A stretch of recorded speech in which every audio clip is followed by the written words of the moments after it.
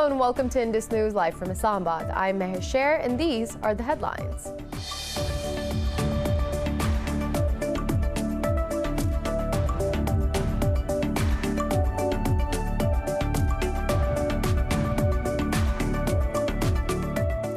Prime Minister Imran Khan says the revelations by the EU Disinfo Lab on the widespread Indian network of subversive activities vindicates Pakistan's position. He urged the international community to take notice of a rogue Indian regime that now threatens the stability of the global system. Recently, Pakistan presented a dossier to the United Nations containing undeniable evidence of India's state terrorism in the country.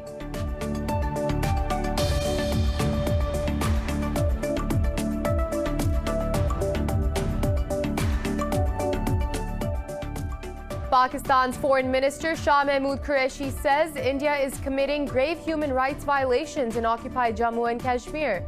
Addressing a ceremony to mark International Human Rights Day, he said Kashmiris are being subject to systematic state violence. He added that India has enacted laws that are discriminatory against Muslims.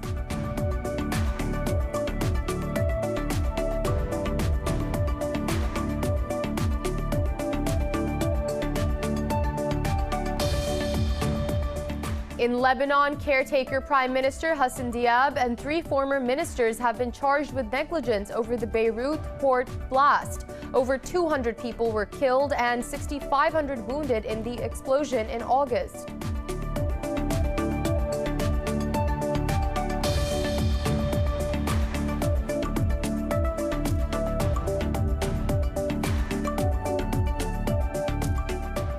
Turkey's President Recep Tayyip Erdogan says Armenia must be held accountable for its atrocities in Nagorno-Karabakh. He said this while addressing a parade in Baku to mark Azerbaijan's decisive victory in the 6-week war against Armenia. He praised Azerbaijan's leader Ilham Aliyev for restoring his country's territorial integrity after almost 3 decades.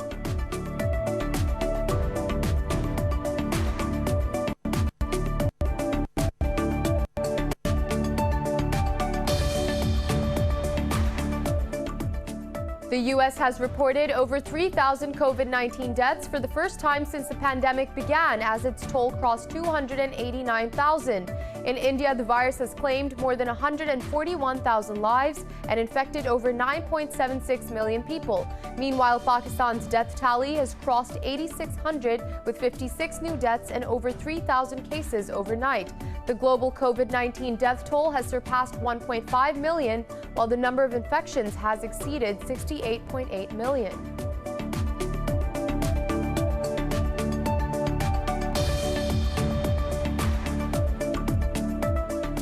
And in football, Real Madrid have defeated Borussia Mönchengladbach 2-0 in their UEFA Champions League fixture. Karim Benzema's 2 headers sent Madrid into the knockout stages. Mönchengladbach have also qualified for the last 16.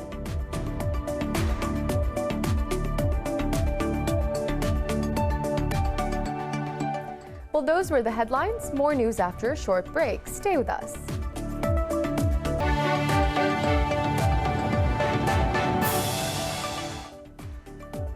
Welcome back. Prime Minister Imran Khan says the revelations by the EU Disinfo Lab on the widespread Indian network of subversive activities vindicates Pakistan's position.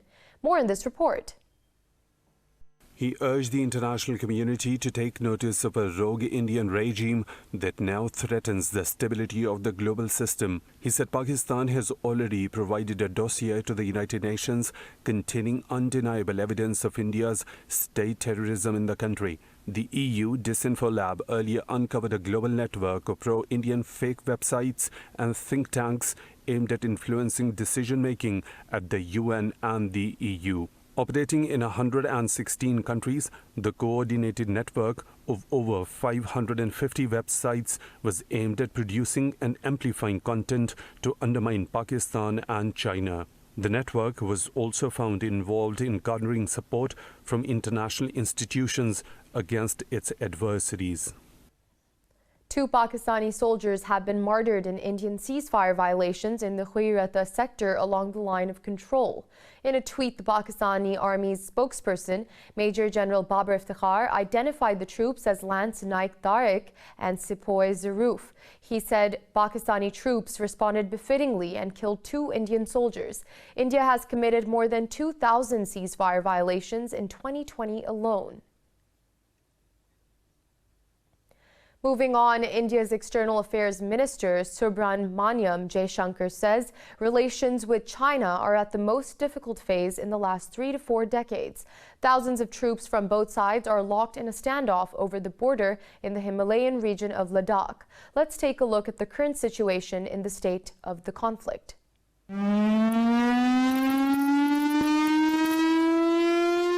Tensions between India and China have run high since June, when at least 20 Indian soldiers were killed in a violent face-off with the Chinese troops in the Galwan Valley. The clash was fought with sticks and clubs, not guns. India's construction of a new road to a high-altitude airbase is seen as one of the main triggers for the encounter. This was the first fatal confrontation between the two sides since 1975, and relations have continued to deteriorate. And the fact is now being largely acknowledged by the Indian leadership. Several rounds of talks have been held at the military and the diplomatic level, but have failed to produce any substantial breakthrough. Beijing says the standoff is entirely India's fault. Observers believe if India doesn't stop pursuing its expansionist agenda, this could have destabilizing consequences for the region, and India has so much to lose. Moving on, the Organization of Islamic Cooperation says the world needs to join hands to counter the rising trends of Islamophobia. In a statement, Secretary General Dr. Yusuf Al-Uthaymeen says the body considers blasphemous caricatures as a stark abuse of freedom of expression. He said human rights issues have gained traction and increased importance within the bloc. The OIC Secretary General said violations of rights continue to affect millions of Muslims across the world. Al-Uthaymeen made these comments as he joined the international community in commemorating the International Human Rights Day. And moving on, in Afghanistan, a female journalist has been killed in the city of Jalalabad. Malalai Maiwand was on her way to the office when unknown assailants attacked her car. Spokesperson for a provincial governor said the incident occurred in Gulay Araban area in Police District 3 of the city. Ataullah Khogiani said her driver was also shot and killed in the attack. He added that the journalist at Anycast Radio and TV in Nangarhar was also an activist in the province. No group, including the Taliban, has claimed responsibility for the attack so far. And the UN says Bangladesh must allow safety assessment of a remote island where it relocated 1,600 Rohingya refugees last week. In a statement, the UN human rights investigator said the verification process of refugees was in the best interest of all. Thomas Andrews said the UN will assure Dhaka of the suitability of Bhasanchar, a flood-prone island, to host refugees or identify possible changes. He said they have not been allowed to carry out a technical and safety assessment of the island. Bangladesh says it is only transferring the people who are willing to go with an aim to ease overcrowding in its camps. But humanitarian workers say some of the Rohingya have been coerced into going to the island. A Lebanese judge has charged caretaker Prime Minister Hassan Diab and 3 former ministers with negligence over the Beirut port blast. Over 200 people were killed and 6,500 wounded in the August 4th explosion. Former public works ministers and former finance minister are among those charged alongside Diab. The judge is set to question him and the ministers as defendants in the case on Monday. Diab and his cabinet resigned days after the disaster, which he blamed on massive levels of corruption. And in Baku, Turkey's President Recep Tayyip Erdogan has attended a parade to mark Azerbaijan's decisive victory against Armenia. The army showcased military hardware and weapons it seized from Armenia during the 6-week war. In his address, Erdogan praised Azerbaijan for restoring its territorial integrity after almost 3 decades. He said Armenia must be held accountable for atrocities it committed in Nagorno-Karabakh. Erdogan said Turkey and Azerbaijan are one nation with two states. The visit came weeks after Armenia and Azerbaijan agreed on a deal that secures Baku's territorial gains in Nagorno-Karabakh. We'll be back with more news in detail after a short break. Stay with us.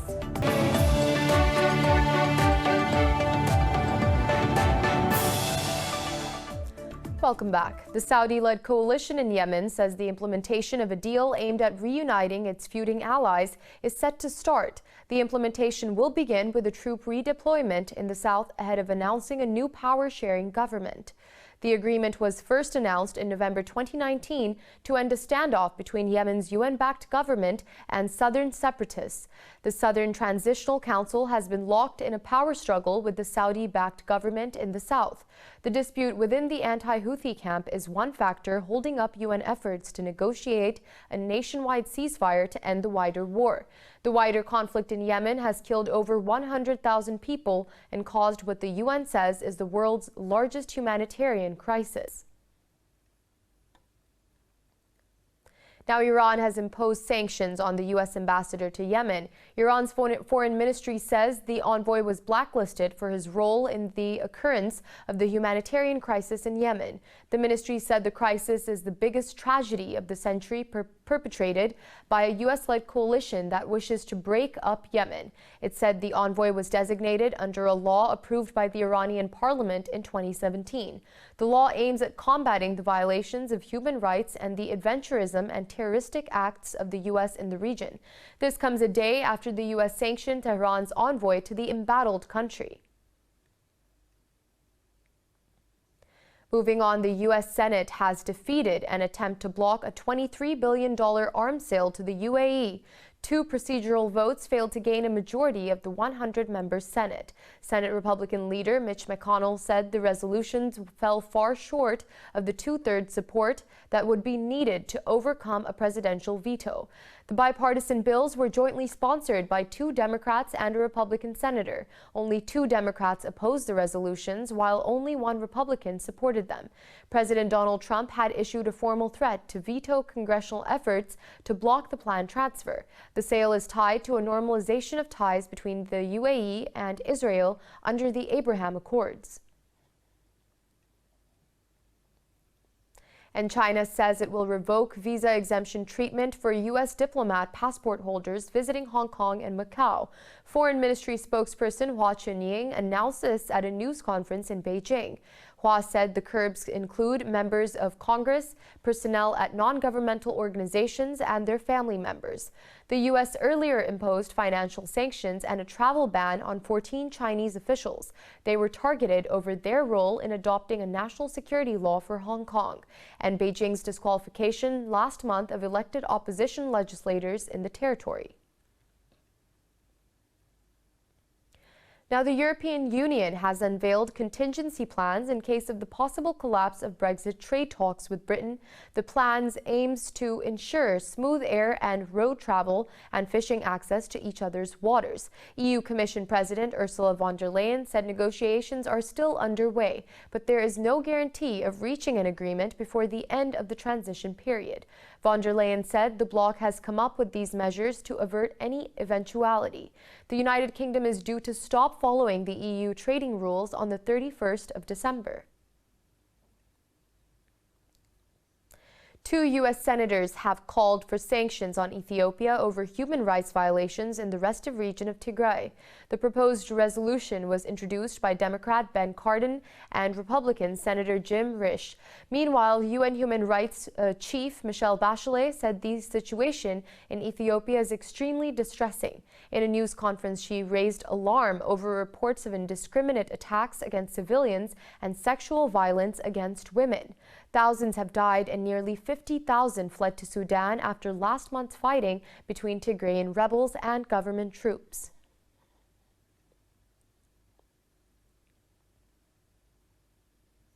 The U.S. has reported more than 3,000 coronavirus-related deaths in a single day for the first time. The nationwide death toll has crossed 289,000. Meanwhile, India has recorded more than 141,000 fatalities and 9.76 million cases. Globally, the virus has claimed more than 1.5 million lives and infected 68 million people. Details in this report. Allergic reactions, cyber attacks, record cases, makeshift container hospitals, uncertainty over virus origin, and some cheers dominated the COVID-19 scene over the last 24 hours. Confusion reigned supreme court on the European continent, where Germany's BioNTech firm said its vaccine regulation documents were unlawfully accessed after a cyber attack on Europe's medicine regulator. A report has found that coronavirus was spreading in Italy as early as mid-November 2019. 3 months before the first local transmission was detected. Meanwhile, as UK authorities warn people with anaphylaxis history to not get vaccinated after 2 health workers developed allergic reactions, top US infectious disease expert has also cautioned Americans with underlying allergies. Who do have underlying allergic phenomena that they might be cautious about vaccination, or at least be prepared to respond with some sort of anecdote to the allergic reaction.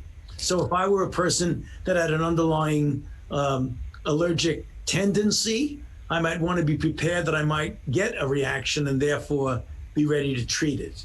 The U.S. states of North Carolina, Pennsylvania, West Virginia, and many others have reported record hospitalizations. Officials say the availability of intensive care beds is under pressure as the country moves towards a very dark phase of the pandemic. Meanwhile, Canada became the 3rd state after the UK and Bahrain to approve the Pfizer vaccine. As you know, the Government of Canada has announced that we now have an agreement that will see us receive up to 249,000 doses of the Pfizer BioNTech COVID-19 vaccine in December 2020. At this moment, we now have the first authorized COVID-19 vaccine through Health Canada's rigorous testing and regulatory process. Over in Australia, scientists have developed a rapid genome sequencing method which will cut the time required to trace the source of coronavirus cases to 4 hours. As the latest wave shows little sign of abating in South Korea, authorities say they will be building hospital beds in shipping containers. Moving on to Pakistan, 56 people have lost their lives to COVID-19 over the past 24 hours, raising the death toll to 8,603. The health ministry says over 3,000 people tested positive for the disease overnight. The ministry said there are more than 46,000 active COVID-19 cases in the country. It said out of more than 429,000 countrywide cases, over 374,000 have recovered so far. The ministry said over 189,000 cases have been detected in the Sindh province, while Punjab has reported over 125,000 cases. In the capital city of Islamabad, over 33,000 have been infected so far. And we'll be back with more news after a short break. Stay with us.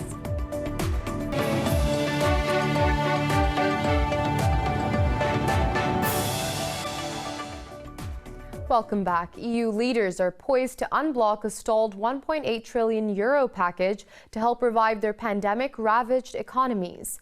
During 2 days of talks in Brussels, leaders of the 27 European Union member states will also discuss COVID-19 vaccines. Leaders are set to confer on a reset of ties with the United States, but the focus will be on getting all leaders behind a historic plan for joint EU borrowing of €750 billion to finance the recovery. And the €1.1 trillion budget for that focuses on digitalization and fighting climate change. Moving on, the United Nations World Food Programme has received the Nobel Peace Prize during a virtual ceremony. Instead of the usual ceremony in Oslo, WFP officials stayed in Rome due to the coronavirus pandemic. Upon receiving the prize, the head of the World Food Programme warned that humanity is inching towards a famine. David Beasley said millions and millions of people on Earth will be affected. The remaining Nobel Awards, which are traditionally handed out in Stockholm, have also been moved online. And U.S. President Donald Trump's childhood home is up for sale for the fourth time in 4 years. The home is set at a bloated $3 million target price that the auctioneer hopes his admirers will pay. More in this report. When Donald Trump's childhood home in Queens was on the market 4 years ago, he was then a candidate for president and publicly mused about buying it himself. Now, he might not have to. The home's latest owner is launching a crowdfunding campaign with the goal of giving the 5-bedroom Tudor in Jamaica Estates to the president as a gift. But this will happen once the $3 million price tag is met. The property is owned by an investor who purchased it from one of our previous auctions, which was held actually on January 17th, 2017, 3 days before Trump was inaugurated. And that investor is now looking to sell the property. We're raising money to purchase the property and then donate it to Trump or a charity of his choice. Trump's late father Fred built the 5-bedroom home with a fireplace and narrow driveway in 1940. In 1950, when Trump was 4, Fred moved the family into a grand 23-room mansion he built on 2 lots behind the backyard. The house was advertised on Airbnb in 2017 with photos of life-size Trump cardboard cutouts in the rooms with bunk beds for over $700 a night. Trump can donate the funds to a charity or turn the property into a presidential library, museum, or national historic site. As long as $3 million or more is raised, 50% of the proceeds above that goal will be donated to a charity. If sufficient funds aren't raised, that will also all be donated to charity. All proceeds. The campaign raised $125 by last night, including from Trump haters. Paramount Realty first sold the house in 2016 for about $1.4 million for a family who had lived there for 7 or 8 years. The buyer hired Paramount to flip it. 2020 was definitely the year of the mask. In a bid to stop pollution from the use of disposable masks, a South Korean student is turning them into furniture. More in this report. How many disposable masks does it take to make a stool? Kim Han-Yul knows it takes 1,500. Bothered by the waste caused by disposable face masks, many of which are made of polypropylene, the South Korean furniture design student has come up with an eco-friendly solution, melting them to make stools he calls stack and stack. Plastic is recyclable, but why don't we recycle face masks which are made of plastic? I was doubtful about why masks are being incinerated, so as a person who makes furniture, I wanted to show we can recycle them. It takes him about 3 hours to make a stool, and he has made 15 so far. He created the stools for his graduation exhibition, and they became popular among his schoolmates. I couldn't imagine that they were made of face masks. As I see it now, they look really nice, and I want to put them in my house. So I asked him for one. My friends also asked whether they can buy one. Kim said these stools are not for sale just yet. He is planning to expand the concept into a whole furniture series. Still, he said money is not his primary goal. He is hoping to team up with a company that share his environmental goals.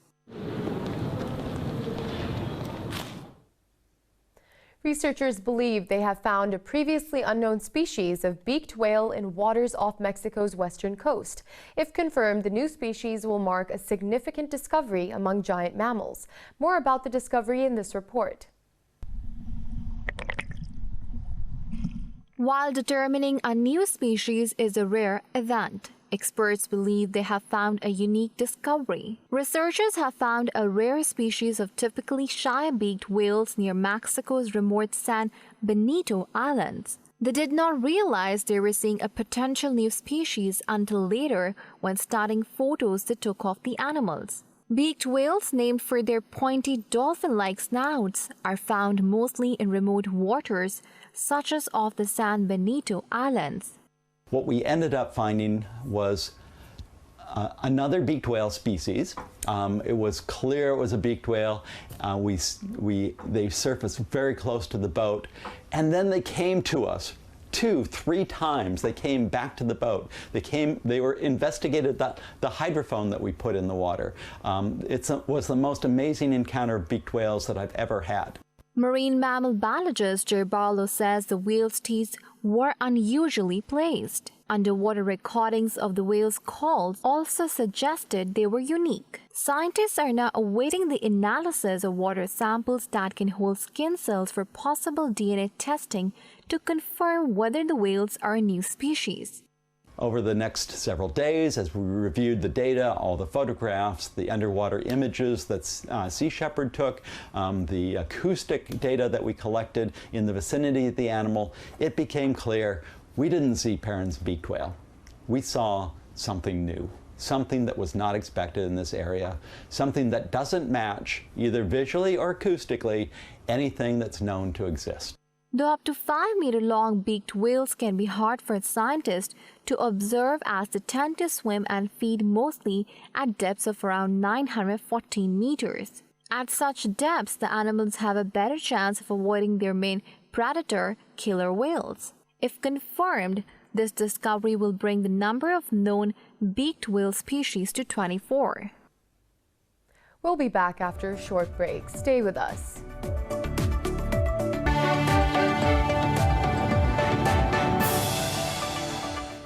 China has launched 2 satellites for detection of gravitational waves into a planned orbit. The satellites were launched by a Long March 11 carrier rocket from Xichang Satellite Launch Center in Sichuan Province.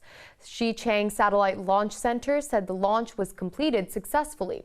The satellites compose the gravitational wave high-energy electromagnetic counterpart all-sky monitor mission.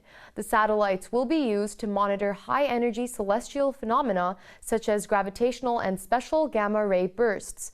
They will also detect high-energy radiation phenomena in space, providing observation data for scientists. The launch marked the 355th mission of the Long March rocket series.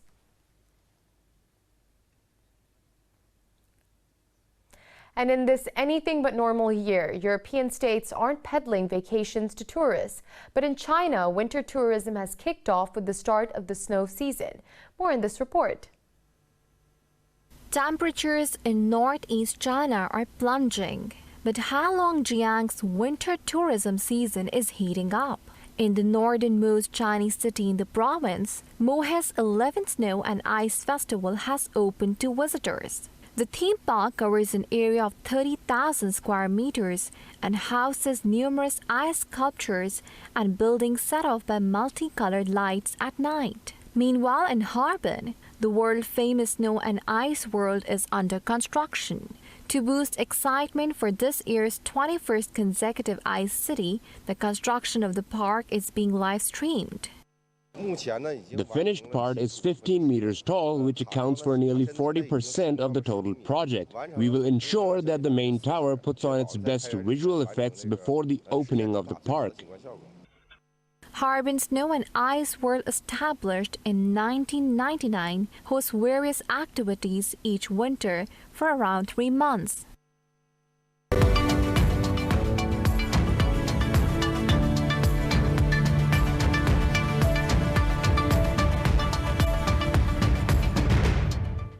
Now moving on to business news, France has slapped fines on Google and Amazon for breaching the country's rules on online advertising trackers. French data privacy watchdog has imposed a $163 million fine on the U.S. tech and e-commerce giants. The watchdog said Google and Amazon's French websites had not sought visitors' consent before advertising cookies. It said the 2 companies also failed to provide clear information about the use of online trackers. In recent years, global tech giants have been targeted for a range of alleged offenses, including privacy law breaches. And now Britain says it is re-emerging as a major trade force as it signs a free trade deal with Singapore. The deal covers bilateral trade worth $23.4 billion and largely replicates the EU-Singapore Pact. UK Trade Minister Liz Truss signed the deal with her Singaporean counterpart Chan Chun Sing in the city-state.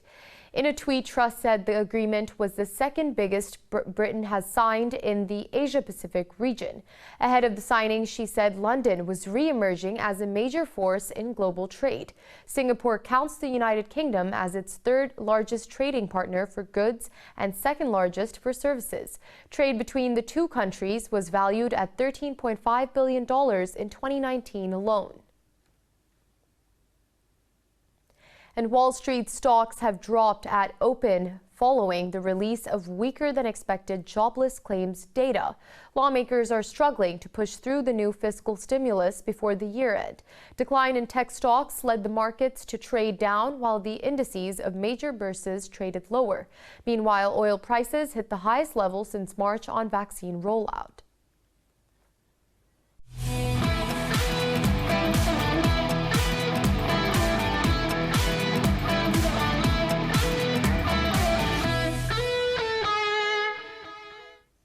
And on to sports. In football, Real Madrid have defeated Borussia Mönchengladbach 2-0 in their UEFA Champions League fixture. Karim Benzema's two headers sent Madrid into the knockout stages. More in this report. Mönchengladbach have also qualified for the last 16. In a Group H match, Paris Saint-Germain hammered Istanbul Başakşehir 5-1. Neymar scored his third Champions League hat-trick to secure win for the French. The win moves PSG to the top of the Group H with 12 points. In a Group A fixture, Bayern Munich beat Lokomotiv Moscow 2-0 to remain atop group with 16 points. Niklas Süle and Eric Maxim scored one each for Bayern. In a Group C competition, Manchester City downed Marseille 3-0 to retain their top position in the group. Meanwhile, in Group D, Liverpool drew FC Midtjylland 1-1, while Atlanta beat Ajax 1-0. And Italy's 1982 World Cup hero Paolo Rossi has died, aged 64. Rossi became a household name after leading the national side to victory at the tournament in Spain. He finished as top scorer and was named best player of the tournament. Rossi scored 20 goals in 48 appearances for the Italian side and more than 100 Serie A goals. State media reports suggest he had been battling a long illness.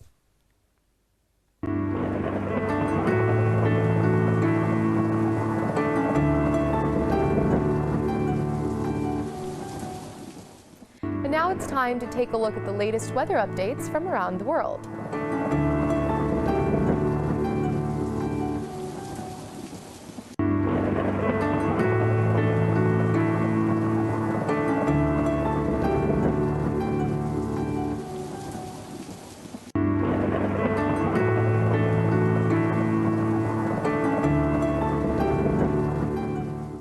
For the latest updates, you can follow us on social media at indus.news.